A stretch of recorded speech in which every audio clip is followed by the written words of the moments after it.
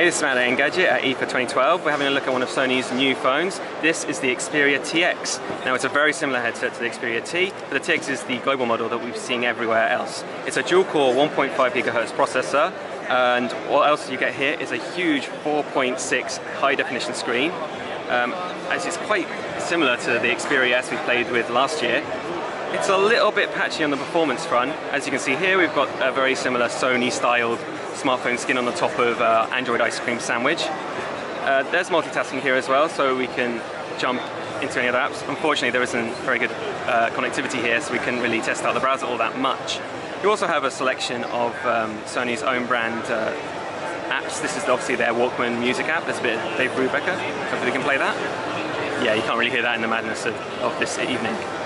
If we scroll along, it's looking pretty similar to the 2011 models and the more recent Xperia E and U and S. Let's take a look at the hardware. Aside from that huge screen, you've got a front-facing camera for video chat, the speaker grille. On that top edge, by the way, this is a lovely pink finish. At the top you have a 3.5mm headphone jack. On the left edge you have the power button right at the top. Note the similar arc curved here. Again, it's slightly more subtle than what we've seen before. You have a lovely little hole here for your Japanese mobile phone charm, and along the bottom edge it's all but bare, aside from the primary mic. And on the final side we have a volume rocker, again in a lovely hot pink, and the camera button, which is a two-stage affair.